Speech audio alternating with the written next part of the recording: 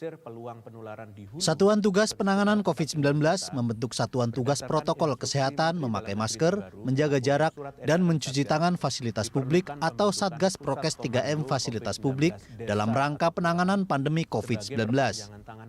Pembentukan Satgas tersebut berlaku efektif mulai 1 September 2021 sampai waktu yang ditentukan kemudian dan akan dievaluasi lebih lanjut sesuai dengan perkembangan terakhir di lapangan. Satgas Prokes 3M fasilitas publik diharapkan dibentuk pada 11 kelompok aktivitas masyarakat, yaitu aktivitas ekonomi dan belanja, aktivitas hiburan dan olahraga, aktivitas penyediaan akomodasi, aktivitas pelayanan kesehatan, aktivitas transportasi, aktivitas kerja, aktivitas pendidikan, aktivitas sosial, aktivitas penegakan hukum, aktivitas energi dan lingkungan, dan aktivitas keagamaan. Mulai 1 September akan dibentuk Satgas yang terdiri dari petugas asosiasi dan ikatan pengelola di 11 jenis fasilitas publik atau institusi, diantaranya di tempat aktivitas ekonomi dan belanja, aktivitas hiburan dan olahraga, aktivitas penyediaan akomodasi, aktivitas pelayanan kesehatan, transportasi, aktivitas kerja, aktivitas pendidikan dan sosial, aktivitas penegakan hukum, aktivitas energi dan lingkungan, serta aktivitas keagamaan. Nantinya, Satgas di fasilitas publik ini akan menjalankan 3 fungsi utama, yaitu pencegahan, pembinaan, dan pendukung. Fungsi pencegahan Satgas Prokes 3M fasilitas publik dilakukan melalui sosialisasi 3M secara berkala dan penerapan protokol kesehatan 3M, seperti penetapan titik masuk dan keluar yang berbeda, penyemprotan disinfektan secara berkala, dan screening kesehatan di pintu masuk fasilitas seperti pengecekan suhu, mencuci tangan, dan pemindaian barcode aplikasi Peduli Lindungi. Fungsi pembinaan Satgas Prokes 3M fasilitas publik dilaksanakan melalui upaya pemantauan penerapan protokol kesehatan setiap unsur fasilitas publik dan peneguran. Tim Liputan, Berita 1, Jakarta. Ya, Satuan Tugas Penanganan COVID-19 membentuk Satuan Tugas Protokol Kesehatan memakai masker, menjaga jarak, dan juga mencuci tangan fasilitas publik dalam rangka penanganan pandemi COVID-19 atau Satgas Prokes 3M fasilitas publik. Lantas bagaimana mekanisme Satgas Prokes 3M fasilitas publik ini? Langsung saja kita akan membahasnya bersama Ketua Bidang Perubahan Perilaku Satuan Tugas COVID-19, Sony Harmadi. Pak Sony, selamat sore. Apa kabar Pak? Sore Mbak Popi, alhamdulillah baik. Alhamdulillah, senang mendengar Anda dalam keadaan sehat walafiat. Pak Sony, kita lihat bahwa katanya sudah dibentuk juga Satgas 3M. Nah, kalau bicara soal Satgas 3M, ini sesuatu yang baru juga kita dengar hari ini. Ini fungsi dan tugas serta tupoksinya apa aja nih Pak? Ya Mbak, jadi memang dengan mulai melandainya kasus, kita mulai secara perlahan, bertahap dan penuh kehati-hatian membuka aktivitas-aktivitas ya. Buka aktivitas termasuk aktivitas usaha. Lalu kemudian kita tahu bahwa dalam beberapa bulan terakhir sebenarnya kepatuhan individu untuk protokol kesehatan itu meningkat. Tetapi di sisi lain kepatuhan institusi untuk protokol kesehatan itu menurun. Jadi sekarang mulai berkurang institusi yang menyediakan sarana cuci tangan, mulai berkurang institusi yang menyiapkan tanda-tanda jaga jarak antar misalkan di tempat kerjanya, dan juga mereka tidak menyediakan masker cadangan. Padahal kalau kepatuhan institusi itu rendah, itu ketika aktivitas dibuka, orang menjadi kesulitan untuk melaksanakan protokol kesehatan, dampaknya juga terhadap kepatuhan individual. Ya, makanya kepatuhan individual dan kepatuhan institusi ini harus sama-sama baiknya untuk memastikan bahwa pembukaan aktivitas diikuti oleh penerapan protokol kesehatan yang baik. Di setiap institusi harus ada pengawasan yang lebih ketat yang dilakukan oleh Satgas Prokes 3M institusi. Jadi di perkantoran, di pasar, di mal, di stasiun, dan seterusnya. Nah, tugasnya ada 3. Yang utama adalah melakukan fungsi pencegahan ya. Jadi dia terus-menerus mengingatkan ya, memfasilitasi terciptanya atau memudahkan orang untuk melakukan protokol kesehatan, yang memastikan bahwa ada tempat cuci tangan, memastikan ada misalkan masker cadangan yang tersedia, tanda-tanda jaga jarak, dan seterusnya, juga mengawasi penegakan kepatuhan terhadap protokol kesehatan tadi, sehingga kita bisa membuka aktivitas, tetapi dengan pengawasan di institusi yang kecil tadi, ya, artinya ada pengawasan secara internal, maka harapannya penularan itu bisa tetap ditekan dan kita bisa terus melandai mencapai kinerja yang lebih baik, Mbak Poppy. Baik, nah kalau bicara soal siapa saja nih Pak yang dilibatkan untuk menjadi Satgas 3M ini saat ini? Ya, jadi sebetulnya itu dibentuk oleh institusinya masing-masing. Ya, institusinya masing-masing, misalkan di Satgas kantor ya ada yang ditugaskan untuk melaksanakan fungsi-fungsi dari Satgas tersebut. Lalu kemudian juga terkoneksi dengan misalkan Satgas wilayah setempat, posko desa, posko kelurahan yang ada di tempat tersebut untuk sarana koordinasi. Jadi memang Satgas yang dibentuk ini sifatnya internal, tetapi memungkinkan untuk didukung dari luar, ya. Kami kan punya Duta Perubahan Perilaku yang jumlahnya 115.000 dan sekitar 31.000 relawan di seluruh Indonesia. Nah, para relawan dan Duta Perubahan Perilaku ini juga mereka karena sudah mengerti tentang pentingnya protokol kesehatan bisa menjadi bagian dari Satgas Prokes 3M ini. Jadi sebelum nanti Satgasnya bekerja dengan optimal, setelah dibentuk, maka mereka akan dilatih dulu oleh kami, lalu setelah dilatih juga mereka akan terhubung dengan aplikasi yang ada untuk monitoring perubahan perilaku di kami. Jadi setiap hari kami bisa memonitor bagaimana perkembangan kepatuhan protokol kesehatan di masing-masing institusi dan apa yang menjadi kendala. Harapannya institusi bisa patuh protokol kesehatan, individu yang di dalam institusi juga bisa patuh protokol kesehatan, dan akhirnya kita bisa aktivitas berjalan tetapi dengan aman dari COVID-19. Baik, sejauh ini pemantauan dari Satgas COVID begitu dan juga evaluasi terhadap Satgas 3M ini seperti apa, Pak Sony?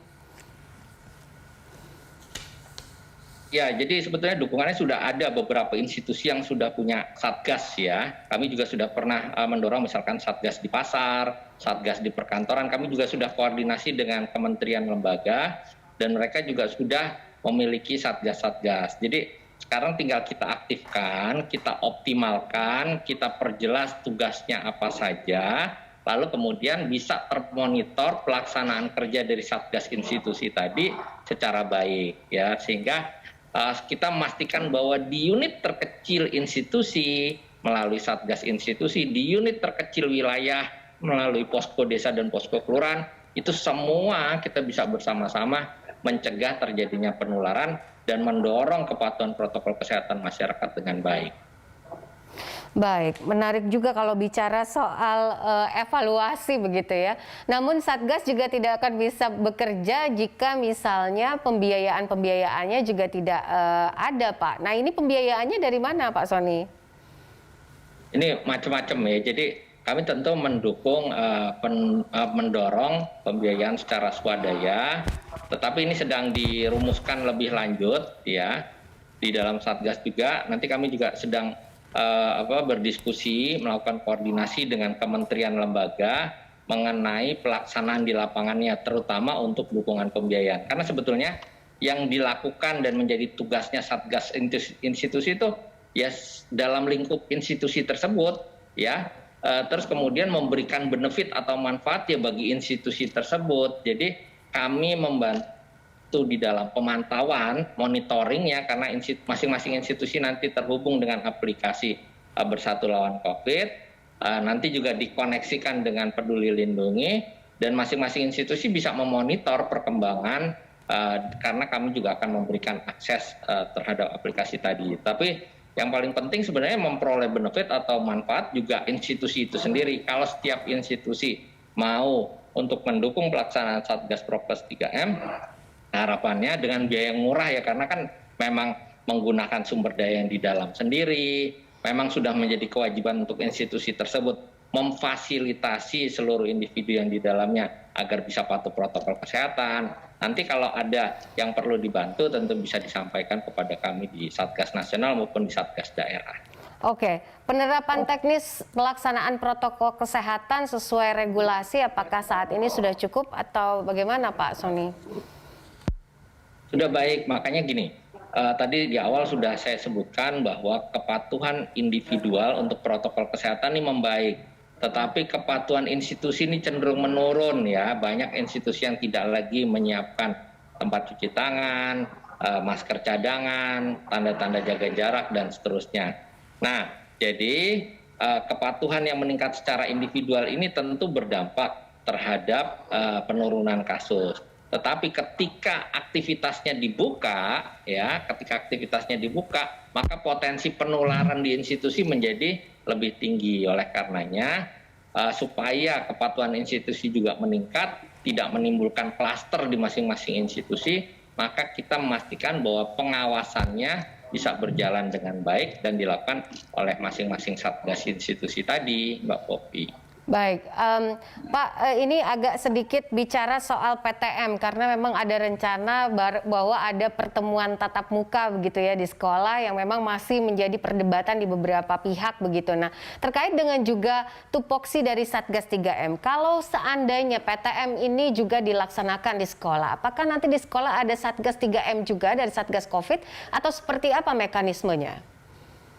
Ya, betul. Jadi salah satu prakondisi yang kita dorong sebelum dilaksanakannya PTMT adalah semua satuan pendidikan membentuk satgas. Jadi kalau di kampus ya satgas kampus, kalau di sekolah-sekolah ya satgas sekolah. Tugas dari satgas ini adalah memastikan apa yang menjadi aturan protokol kesehatan untuk pelaksanaan pembelajaran tatap muka terbatas itu dilaksanakan betul, ya. Lalu kemudian juga melakukan fungsi pencegahan, jangan sampai terjadi penularan, sehingga selain mengawasi juga membantu memfasilitasi agar pelaksanaan protokol kesehatan itu bisa mudah ya. Kemudian tugas mereka juga kalau terjadi misalkan terjadi ada kasus positif di sekolah tersebut, untuk menghindari terjadinya penularan atau klaster baru, apa saja yang harus mereka lakukan. Jadi memang sebetulnya satgas institusi ini sejalan, ada PTMT, ada satgas sekolah, pembukaan pasar ya ada satgas pasar, pembukaan mal ya ada satgas mal, dan seterusnya. Itu yang kita sebut sebetulnya sebagai satgas institusi, Mbak. Oke, Pak Sony, ini soal sekolah yang mungkin untuk anak-anak sekolah dasar ya. Ini anak-anak yang di bawah 12 tahun yang belum memiliki atau melakukan vaksinasi begitu. Nah, ini juga ada sejumlah perdebatan soal ini. Banyak juga sekolah-sekolah swasta yang sudah ingin berencana untuk membuka PTM. Nah, dengan kondisi seperti ini bagaimana Pak? Jangan sampai nanti ada kasus baru di sekolah karena kondisinya anak-anak yang berada di bawah 12 tahun kan ini juga masih sangat rentan gitu. Betul sekali. Jadi begini, kita harus memitigasi risiko serendah mungkin. Yang pertama harus dipahami bahwa pembelajaran tatap muka terbatas adalah pilihan. Ya, pilihan lainnya adalah pembelajaran jarak jauh. Sebelum pembelajaran tatap muka terbatas dilakukan, maka kita punya daftar periksa apa saja infrastruktur yang harus disiapkan sekolah sehingga mereka dinyatakan layak untuk melaksanakan pembelajaran tatap muka terbatas. Lalu kemudian juga mereka punya daftar periksa bagaimana kondisi vaksinasi dari guru dan tenaga pendidikannya, tendik. Ya, kalau misalkan belum, maka bisa ditunda dulu.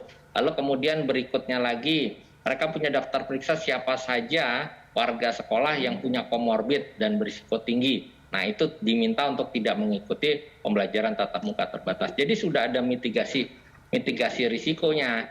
Dan memang kita melihat bahwa belum semua, terutama anak di bawah 12 tahun kan belum divaksin. Oleh karenanya, pembelajaran tatap muka terbatas ini betul-betul terbatas ya, dengan jumlah anak dalam kelas itu sangat dibatasi, dan juga kemudian dipastikan betul melalui proses uji coba. Jadi dilakukan uji coba dulu untuk memastikan bahwa si anak-anak ini bisa menjalankan protokol kesehatan. Kalau ternyata di dalam proses uji cobanya juga mengalami berbagai hambatan, maka itu harus disiapkan lagi, diperbaiki lagi, dan seterusnya. Jadi memang kita tahulah bahwa di dalam masa pandemi ini ada risiko, tapi kita juga harus paham bahwa tidak semua anak punya akses terhadap pembelajaran daring. Ya, ada juga masalah psikososial yang berkembang karena mereka sudah terlalu lama tidak belajar tatap muka. Jadi dimitigasi serendah mungkin. Di dalam pandemi kita tidak bisa menghilangkan risiko. Yang kita bisa lakukan adalah menekan risiko